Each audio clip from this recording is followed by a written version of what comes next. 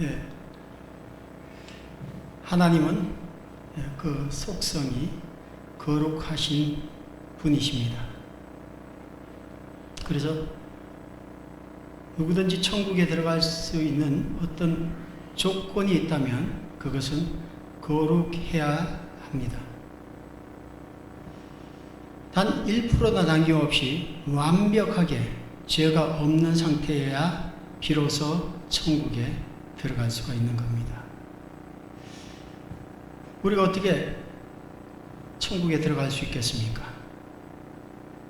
많은 사람들은 뭐 착하게 살면은 천국에 들어갈 거야 이렇게 생각들 합니다. 근데 착하게 사라집니까? 여러분은 여러분들 스스로 생각하기에 이 정도면 착하다 이렇게 얘기할지 몰라도 사실은 공정하게 보면요, 그 착함은 자기의 이익과 결부되어 있는 것이 대부분입니다. 또 단 한 번이 아니라 영원한 그 깨끗함, 다시 말하면 우리 삶 전체에 죄가 없는 상태, 이 상태가 돼야지 들어가는데 우리가 어떻게 그렇게 만들 수가 있겠습니까? 아무리 올바르게 살라고 해도 사라지지 않는 거예요. 그래서 하나님께서 우리를 진토라고 이렇게 말씀하셨습니다. 진토, 먼지에 불과하다 이런 얘기예요. 먼지 많이 모으면은 뭐 탑이라도 쌓아질 것 같습니까? 흙만 가지고 어떻게 물을 좀 쓴다 할지라도 그거 가지고 높은 탑을 지을 수가 있겠어요? 하늘에 다다를 수 있겠습니까? 할 수가 없습니다. 왜 하나님께서 우리를 진토라고 말씀하시고 먼지에 불과한 존재라고 말씀하시냐? 그것은 올바른 일, 선한 일에 대해서 아주 무기력한 사람들이다 이런 얘기입니다. 아무리 오늘 어머니 말씀이 있고 이래가지고 내가 어떻게 공부도 열심히 하라고 해가지고 막 이렇게 계획도 짜고 하려고 했는데 영 안 되는 거예요. 그 다음날 또 실패하고 뭐가 옳은 건지는 아는데 안 되는 걸 어떻게 해요? 그러니까 이제는 상대를 찌릅니다. 왜 그렇게 해서? 그러니까 변명하고 상대를 찌르고 이런 것만 늘어나죠. 속이고 이런 것만 늘어나죠. 그래서 우리는 솔직해야 됩니다. 하나님 앞에서 나는 흙에 불과합니다. 아무런 그 탑을 쌓아 올라서 그 천국에 들어갈 수 있는 그러한 것을 이룰 수 있는 조건이 조금도 없는 사람입니다. 나는 먼지에 불과합니다 하고 고백하는 것이 옳습니다. 마가복음 9장 말씀 보시겠습니다.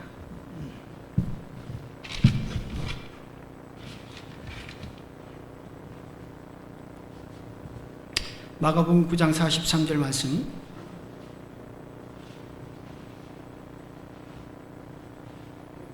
예수님께서 이렇게 말씀하셨어요. 43절 이하로 읽겠습니다.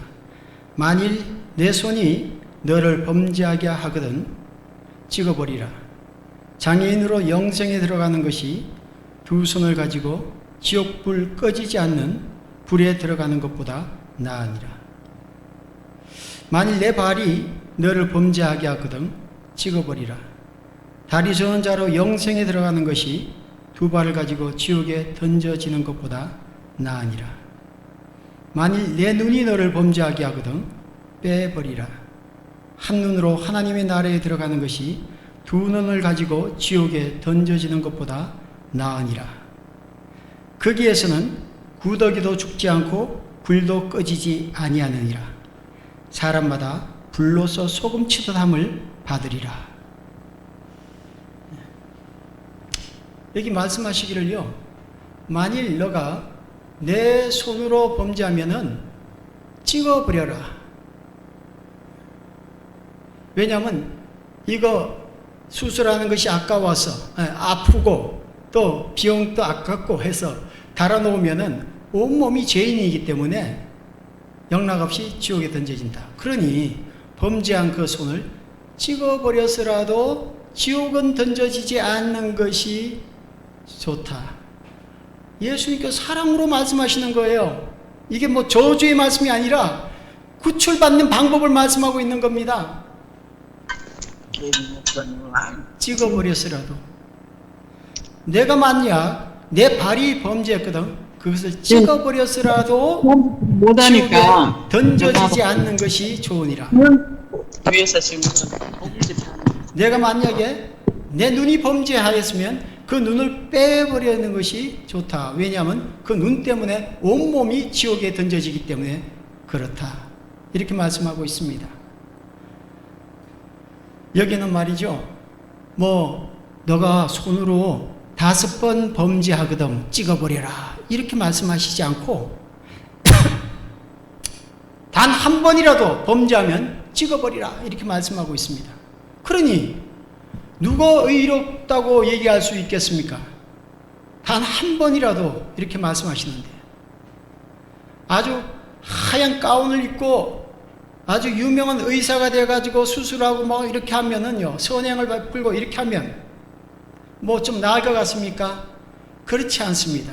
이 세상에 의롭다는 사람이 전혀 없습니다. 그 사람도 똑같은 죄인입니다. 그러면 오른손만 범죄했습니까? 왼손은 안 하고요? 같이 찍어봐야죠. 네.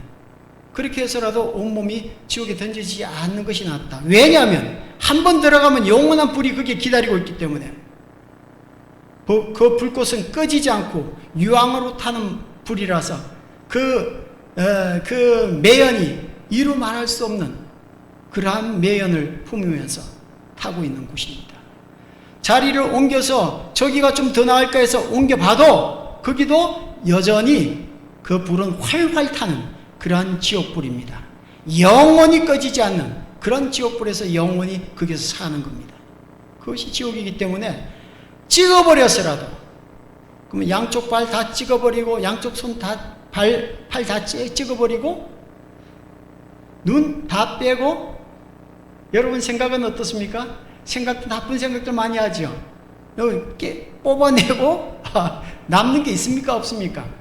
다시 말하면요, 이 말씀을 통해 가지고 여러분이 적나라한 죄인인 것을 말씀하고 있는 겁니다. 변명할 수 없는 죄인인데도 불구하고 남들이 대충 그렇게 사니까 나도 그렇게 사는 걸로 생각하는 거예요. 남들이 저렇게 사는데 난 저보다 조금 더 낫다, 뭐 이런 식으로 생각하면서, 예, 이렇게 더러워진 사람끼리 비교해봤자요, 그게 그겁니다. 하나님은 너희들 다 심각한 죄인이라고 말씀하고 있는 겁니다. 예, 이 지옥은요, 참 이 구더기도 죽지 않는다 이렇게 말씀하심으로 해서 그 죄인이 그곳에서 죄인을 보고 구더기라고 말씀하셨어요. 그 구더기 죽지 않는 것처럼 자살을 하려고 해도 지옥에서 죽여주지 않는 곳이 바로 지옥에서의 삶입니다. 거기서 얼마나 뜨겁냐 하면 불로서 소금 치듯함을 당한다고 말씀하고 있습니다. 불로서 소금 치듯함을 당한다. 이 말씀은요, 정말로 우리 어릴 때 그 여름 때 말이죠, 비가 쭉 내리면은 그 빨간 지렁이가 이렇게 마당으로 올라와요. 그러면 거기에 소금 가지고 이렇게 뿌리면은 막 이렇게 뛰죠. 그런 거 실험해 보셨습니까?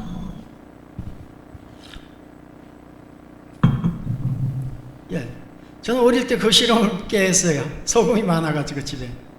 예, 지렁이가 빨갛게 이렇게 쭉 다니는데 징그러워요. 아주 길게 늘어서가지고.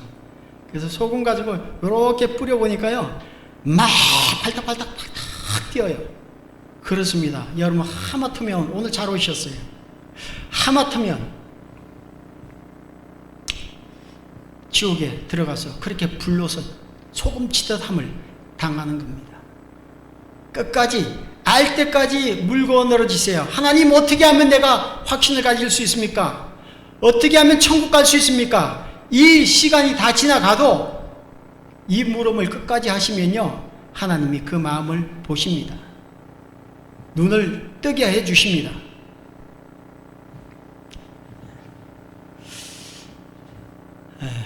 하나님의 방법은 우리의 어떤 선한 행동 여기에 있지 않고요. 하나님의 방법은 대속의 피에 있습니다. 성경 속에 우리가 구약 성경이 있고 신약 성경이 있습니다. 구약 성경 처음 보면 창세기, 그 다음에 출애굽기 이렇게 나옵니다. 창세기 처음부터요, 이 희생 양에 대해서 얘기 나옵니다. 아담과 하와가 범죄하고 난 뒤에 그들의 발과 벗었음을 이제야 캐치한 거예요. 그러니까 어떻게 부끄러움을 가려볼까 해서 무화과 나무 잎 가지고 옷을 해 입었습니다. 그런데 며칠 지나고 나니까 또 말라 비틀어지고 부서지고 또다시 무화과 나무 잎으로 엮어가지고 가려볼라 해도 가려지지 않는 거예요. 계속해서 말라 비틀어지고 부러지고.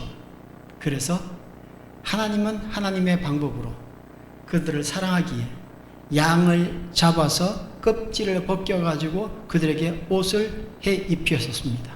그래서 부끄러움을 가려지고 이젠 많은 세월이 지난다 할지라도 그 부끄러움이 좀처럼 없어지지 않는 그런 희생 대가, 그 양이 죽어서 가려진 이것을 통해 가지고 죄에 대해서 죄의 용서를 받고 싶다면은 반드시 희생의 대가가 있어야 된다 하는 것을 말씀해 주고 있었습니다. 그분이 누굽니까? 예수 그리스도를 예표하고 있었습니다. 사실은 예수님 오시기 전 4,000년 전에도 이 예수님이 와서 여러분들의 모든 죄를 용서해 주실 것에 대해서 말씀하고 있었습니다. 예수님이 십자가에 죽으심으로 우리의 죄를 다 용서해 주실 것을 말씀해 주신 것입니다. 출애굽기를 보시면요, 마찬가지입니다. 대표적으로 이스라엘 백성들이 가나안 땅을 찾아서 이제 애굽을 탈출해서 나오지 않습니까? 그 나올 때 애굽의 모든 장자들은 다 죽을 때 이스라엘 사람들은 어떻게 보호를 받습니까? 양을 쳐 잡아서 그 피를 가지고 그 집에 임방 설주에 발랐습니다. 그 문 주위에다가 피칠을 했습니다. 양 잡은 그 피로. 그러니까 애굽 땅에, 지금 이집트 땅에 모든 장자들은 다 죽었지만 이스라엘 사람들은 살아났어요. 그리고 이제 출발할 수가 있었습니다. 가나안 땅으로. 다시 말하면 애굽이라는 세상, 이 세상에서 그렇게 죄 가운데 살다가 천국으로 가려면, 가나안 땅으로 가려면 반드시 피가 있어야 된다는 것을 말씀해 주고 있었습니다. 이분이 누구십니까? 앞으로 오실 그 예수님을 예표하고 있지 않습니까? 예수님을 나타내고 있는 거예요. 언젠가는 아들 예수를 너희에게 보내마. 그리고 장대에 높이 달아서 그 죽음의 피로 너희들이 죄 용서 받을 수 있다고 말씀해 주신 겁니다. 구약 성경은 그렇습니다. 레위기는 뭡니까? 창세기, 출애굽기, 레위기 이렇게 나와가죠. 레위기는 27장까지 있어요. 꽤 두꺼워요. 근데 넘겨도 양 잡아서 어떻게 죽이고 어떻게 제사를 드리고 피를 어떻게 뿌리고 이런 얘기지 않습니까? 그냥 몇 장 넘기지 않으면 지쳐요. 그냥 10장, 20장 이렇게 27장까지 다 그냥 어떻게 하나님께 예배 드리느냐 이걸 말씀하고 있는 거예요. 죄인이 어떻게 하나님 앞에 예배 드릴 수가 있습니까? 그것은 희생 양을 통해 가지고 하나님 앞에 나아갈 수 있다는 것을 말씀하고 있는 겁니다. 어떻게 하면 죄인이 용서받을 수 있어요? 그 내용들을 살펴보면요, 대충 이런 거예요.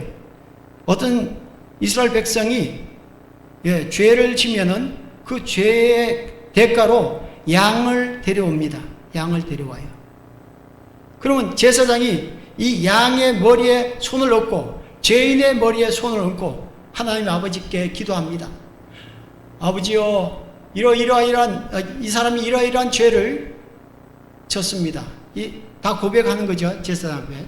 그래서 이렇게 고백하면 그것을 하나님께 아뢰고 이 죄의 값을 여기에 넘겨가기를 원합니다. 이렇게 한 다음에 이 사람은 살리고 양을 쳐서 그 피를 받아가지고 뿌리는 이런 예배를 드렸습니다.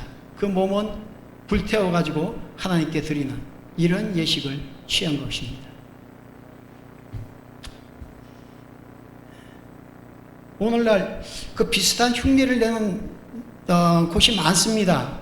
우리가 아담 때부터 이 희생양에 대해서 알게 됐죠.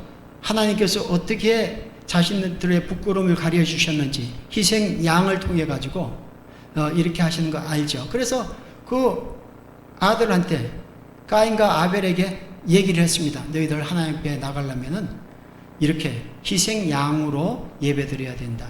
그래야지 죄 용서받는다. 그리고 하나님께서 기뻐 받으신다.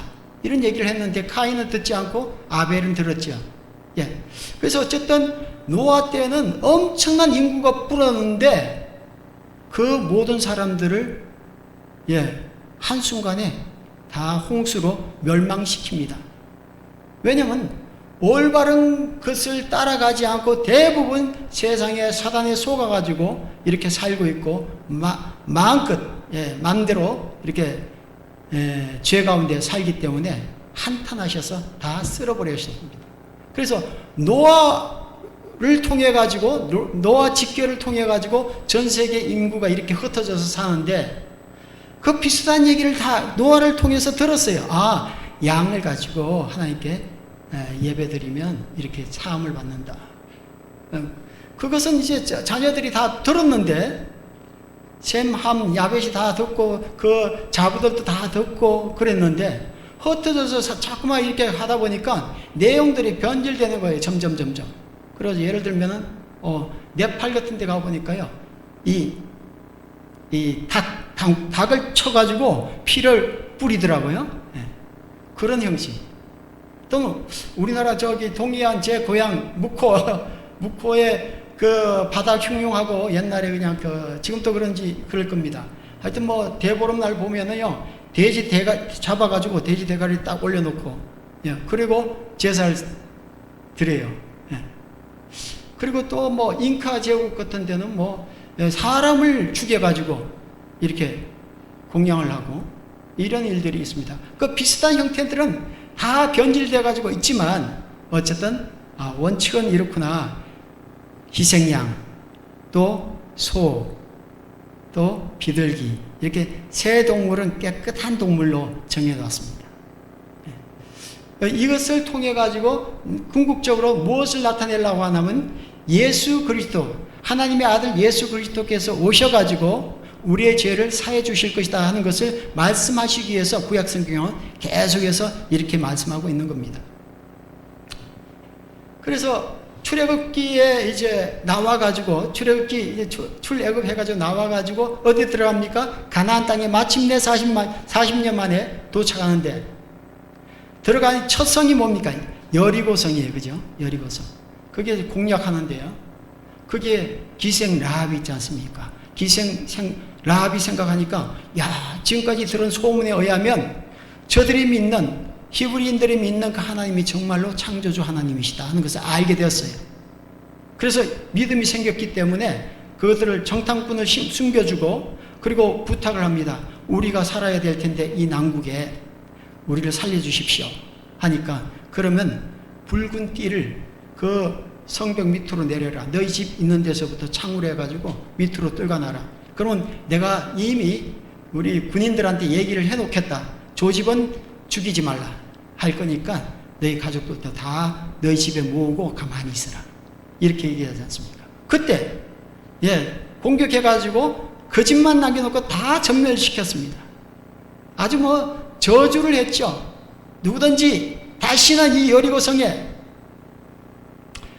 그 기초를 다시 쌓는 사람이 있으면은 그 장자가 죽을 거다. 뭐 이렇게 저주하지 않습니까? 여리고성에 다시는 그 문을 달면은 그 계자가 죽을 것이다. 막내가 죽을 것이다. 이렇게 말씀하시지 않습니까? 여호수아가. 그 그대로 되죠.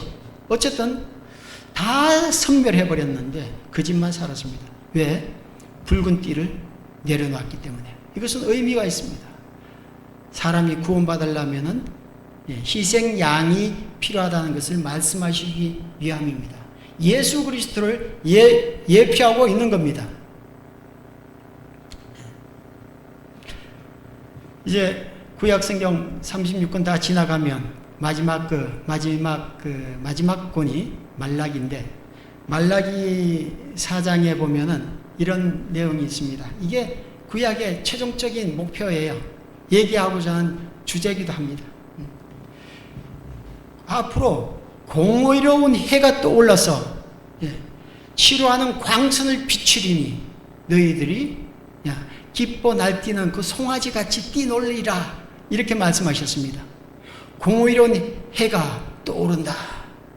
광선을 비추는 게 그 모든 아픈 것을 치료하는 그런 광선이 되어서 너희들이 아주 기쁘게 송아지처럼, 소는 뛸 수 있으니, 소는 아주 가볍게 뛸 수 있습니까?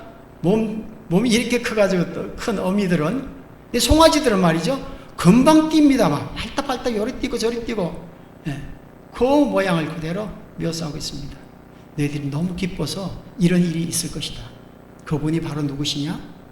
떠오르는 해, 그분이 바로 예수 그리스도다 하는 것입니다. 구약 성경은 전체적으로 예수 그리스도를 예표하고 있습니다. 앞으로 이분이 오실 텐데, 이분은 우리를 대신해서 십자가에 돌아가심으로 우리의 모든 죄를 용서해 주실 것이다.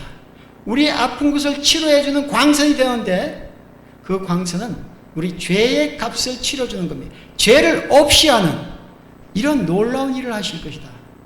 그래서 그분을 믿으면 우리가 영생을 얻고 송아지처럼 기뻐하며 뛸 것이다.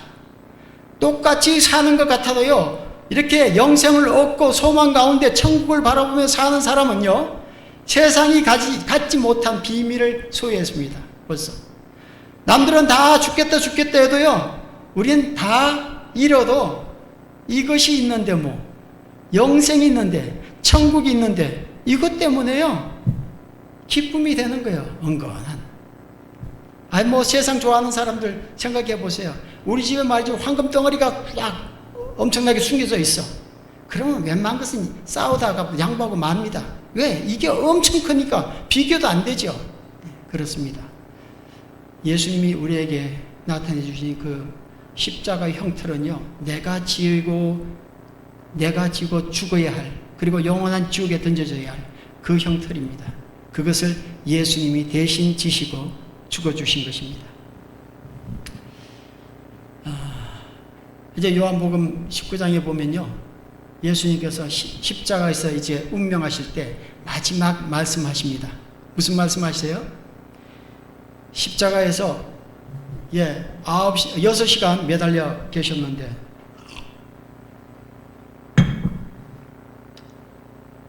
마지막으로 피를 다 흘리시고 그 가시관을 쓰시고 이렇게 돌아가시는데, 마지막으로 다 이루었다 이렇게 말씀하시고 운명하시더라 이렇게 말씀하셨습니다. 다 이루었다 이렇게 말씀하셨어요. 이것은요, 예수님께서 오신 목적을 다 이루었다는 얘기입니다. 그것은 뭐냐면 죄사함의 희생 양이 되는 거예요. 대속물이 되는 겁니다. 사람을 너무 사랑하기 때문에, 하나님의 형상으로 만든 사람을 정말로 말할 수 없이 사랑하는데, 그렇기 때문에 살려야 되는데, 영원한 지옥이 아니라 영원한 천국으로 데려가야 되는데, 이것을 위해서 유일한 한 가지 방법은 죄의 대가를 치러주는 방법밖에 없습니다. 십자가상에서. 그래서 마지막 운명하실 때 다 이루었다 이렇게 말씀하셨습니다. 우리 죄의 값을 예수님이 다 갚아주신 겁니다. 제가 아이를 때릴 때 말이죠, 어릴 때 이렇게 맴매를 이렇게 하는데, 몇 대를 때렸는데, 그 다음에 딱 때렸는데 우리 집사람이 대신 맞았어요. 그냥 우리 집사람이 아이를 탁 안고 그냥 이렇게 뒤로 도는 바람에 제가 집사람을 때렸습니다. 예수님이 우리를 사랑하시기 때문에 우리가 받을 아버지의 형벌, 공의로우신 아버지의 형벌을 예수님이 대신 받아주신 것입니다. 그 아픔은 예수님이 겪고 우리는 보호를 받았습니다.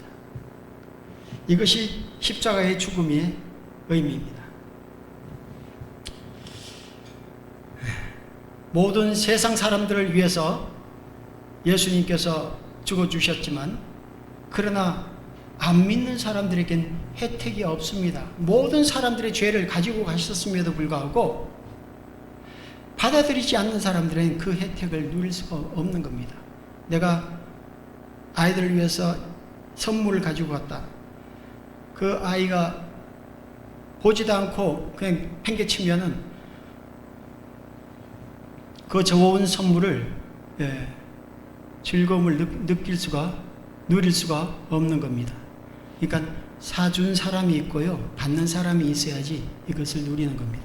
예수님은 이미 십자가에서 죽어주심으로 그분의 사랑을, 하나님의 사랑을 다 보여주셨습니다. 아버지 하나님은 우리를 살리기 위한 모든 계획을 가지고 계셨습니다. 그 중에서 예수 그리스도를 통해서, 그 아들 예수 그리스도를 통해서 십자가에 못 박힌 이것을 통해서 우리를 살리는, 지옥에서 건지는 이것을 계획하셨고 또 예수님은 그 일을 시행하셨습니다. 이제 요한복음 말씀 좀 보시겠습니다. 요한복음 5장 말씀 보시겠습니다. 5장 24절.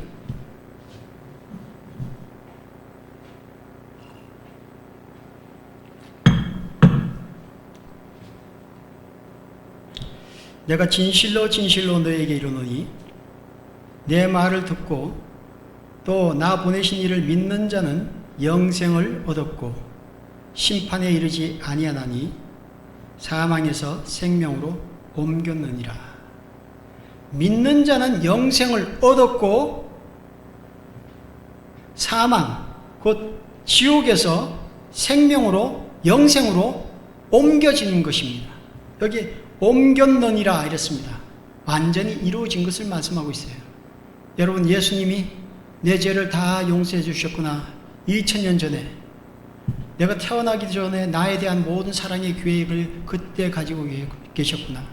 이것을 믿으면 여러분 영생을 얻은 것이고 이미 지옥하고는, 하나님의 형벌하고는, 사망하고는 결별하는 겁니다. 그리고 이 생명으로 옮겨진 것입니다. 요한복음 10장 말씀 보시겠습니다. 10장 27절 말씀. 내 양은 내 음성을 들으며 나는 그들을 알며 그들은 나를 따르느니라. 내가 그들에게 영생을 주노니 영원히 멸망하지 아니할 것이요 또 그들을 내 손에서 빼앗을 자가 없느니라. 여기 예수님께서 말씀하시기를 내 양은 내 음성을 듣는다 이렇게 말씀하셨어요. 그 다시 말하면 그 말씀을 듣고 순종해 온다는 거죠. 이렇게 예수님께서 내가 너희들을 위해서 십자가에 죽노라 하고 예언하신 대로 십자가에 정말로 죽으셨고 이것은 너희들을 위한 죄의 값이다 이렇게 말씀을 하신 그 내용을 우리는 그대로 믿고 따르는 겁니다. 그렇게 되면 28절 내가 그들에게 영생을 주노니 영원히 멸망하지 아니할 것이요 그들에게 영생을 준다.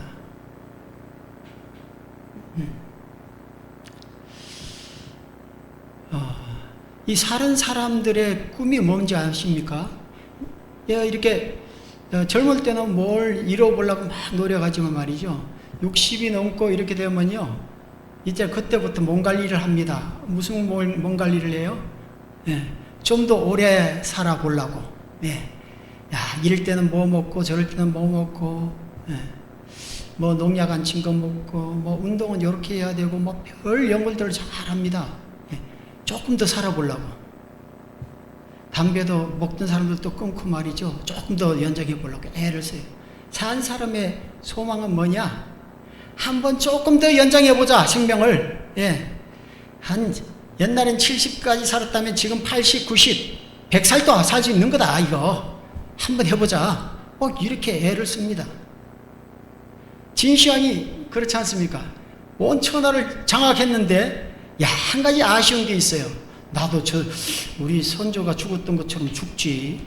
안 죽어보려고 명령을 내리는 거예요. 전 세계 다니면서 불로초를 구해오라고. 왜 구해옵니까? 구할 수가 없죠. 오히려 더 일찍 죽었습니다. 사람들의 소망이 그렇습니다. 한번 최대한 연장해가지고 한 120살 한번 넘어볼까? 이런 생각도 할지 모르겠습니다. 그래봤자 너무나 짧은 시간이고 그 힘없는 이런 시간 아닙니까?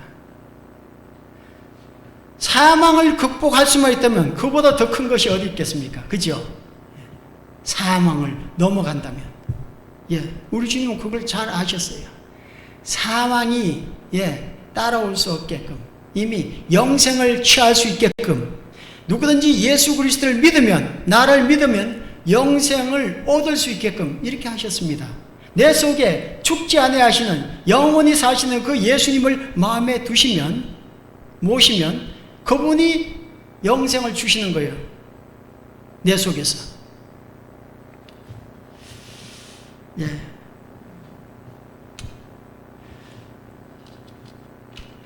우리 이제 부활에 대해서 조금 읽어보겠습니다. 요한복음 19장입니다. 예수님이 단순히 우리 죄를 위해서 십자가 죽으셨을 뿐만 아니라 그분은 3일 만에 부활하셨습니다. 살아나셨어요. 이렇게 보여주셔야지 우리가 확실히 부활하는 걸 알 거 아닙니까? 그죠? 우리도 저렇게 되는구나. 예수님 믿으면 우리도 부활의 소망이 있구나.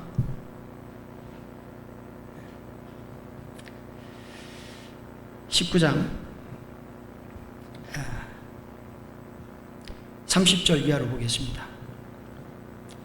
예수께서 흰 포도주를 받으신 후에 이르시되 다 이루었다 하시고 머리를 숙이니 영원히 떠나가시니라. 그날은 중비일이라. 중비일이라는 것은 목요일을 말하는 겁니다. 그날은 중비일이라.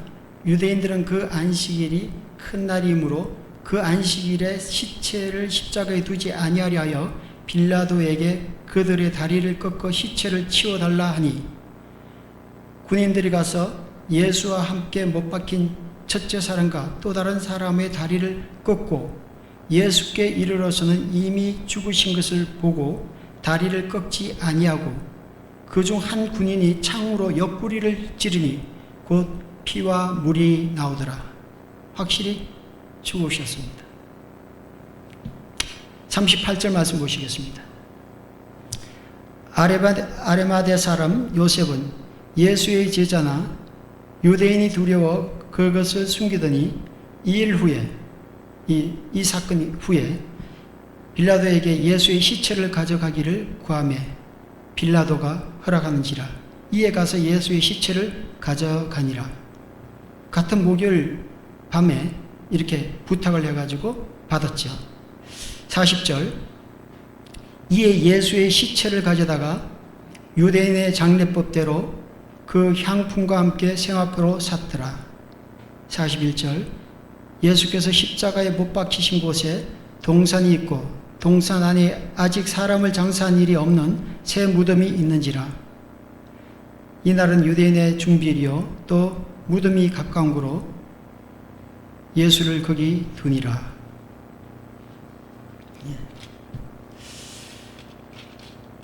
그 다음에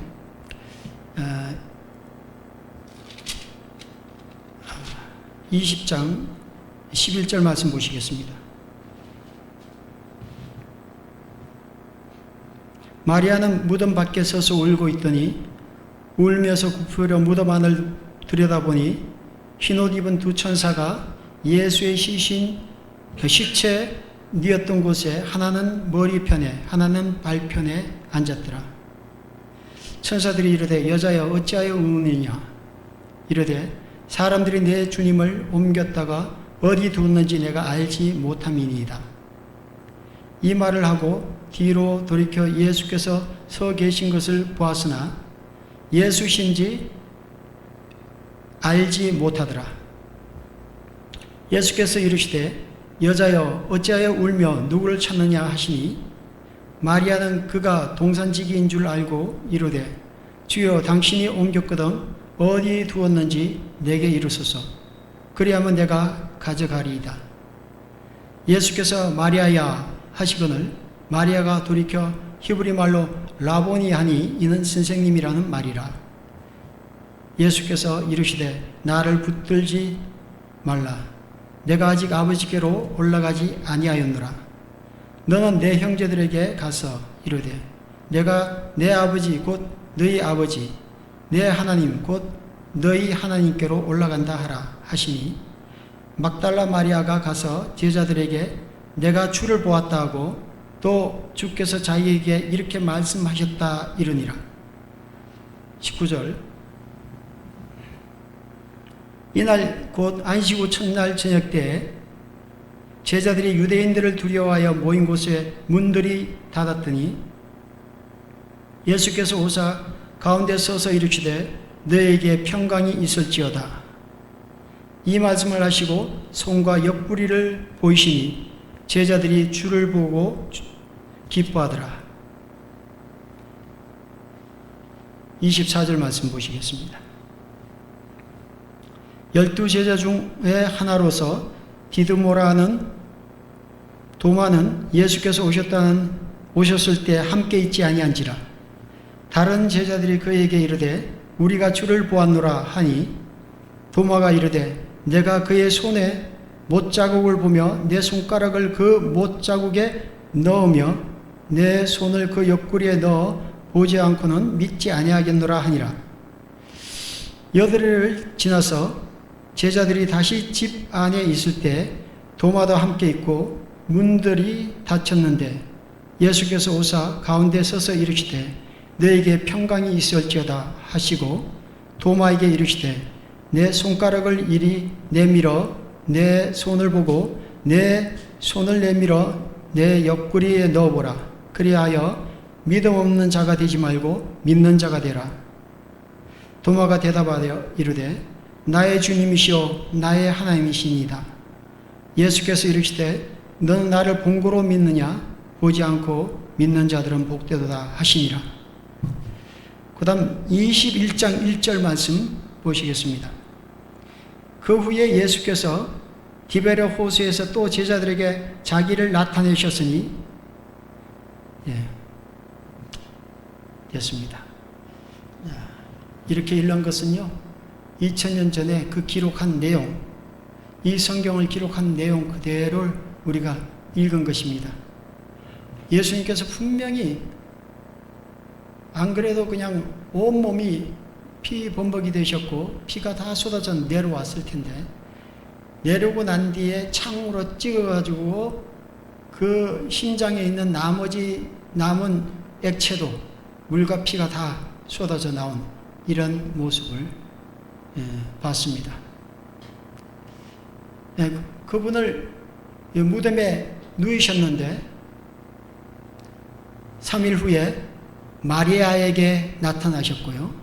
또 제자들한테 한 번, 두 번, 세 번 나타나셨죠. 그죠? 또 500여 형제들에게 또 한 번 나타나셨습니다. 40일 동안 예수님께서 부활하셔서 사람들에게 보이셨습니다.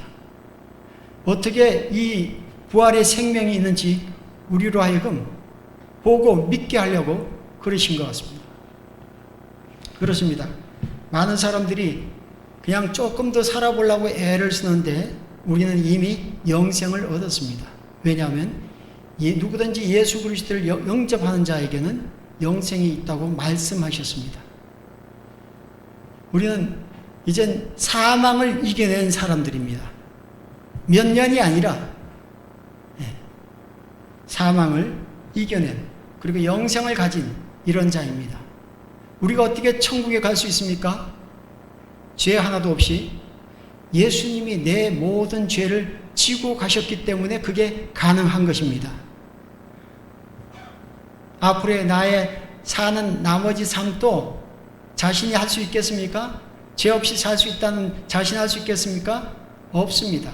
그러기에 내 지나간 죄뿐만 아니라 앞으로 남은 죄까지도 다 갚아주신 것입니다. 죄의 유전자를 가지고 있기 때문에 사실은 나는 죄의 열매입니다. 죄의 나무고 이런 죄가 나타나는 것은 죄의 열매입니다. 그러한 것들, 그 모든 근본적인 것을 처리해 주셨습니다. 십자가에서 내 대신 아버지 하나님의 형벌을 대신 받아주신 것입니다. 이것으로 어떤 죄도 남지 않고 다 없어진 것입니다.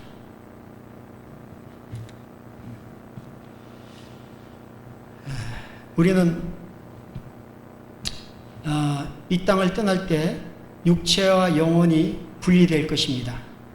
즉시 내 영혼은 천국을 향할 것이고 내 육체는 비록 여기에 남아있다 할지라도 내 영혼은 천국 사람이 이미 되어 있는 겁니다.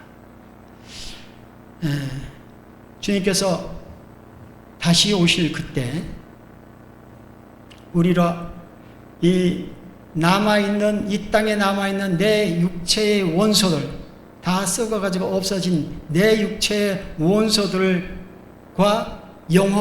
내 영혼이 결합하는 그러한 때에 신령한 몸으로 바뀌어서 하늘나라에 있을 겁니다. 성경이 그렇게 설명하고 있습니다. 우리는 언제 이 땅을 떠난다 할지라도 그 영생에 대한 또 천국에 대한 확신을 가지고 있을 뿐만 아니라 또한 하나님께서 내 남은 육체도 신령한 몸으로 변화되어서 천국에 이를 것을 말씀하고 있습니다. 이제 정리를 좀 하겠습니다. 여러분은 회개해야 할 그런 죄인이 아닙니까? 그렇습니다. 수십 년을 잘못 살아왔습니다. 하나님 없이, 창조주 하나님을 없이 그렇게 살아온 것입니다. 죄 가운데 살아서 저 친구나 나나 뭐 똑같이 이렇게 생각하고 뭐 그렇게 비슷비슷하게 가면 되는 줄 알았어요. 그렇게 해서 천국에 들어가는 게 아니죠. 천국과 지옥은 분명히 있는데 하나님의 나라인 그 천국은 완벽하게 100% 깨끗해야지만 가는 것입니다. 어떻게 우리가 갈 수 있겠습니까? 하나님 이제 돌아왔습니다. 하나님 이제 믿습니다. 당신의 아들 예수 그리스도를 내 대신 죽게 하셨군요. 그것이 나의 확실한 보증이군요. 감사합니다. 이제 믿습니다. 이렇게 하는 것이 구원입니다. 이렇게 하는 것이 천국 가는 것입니다.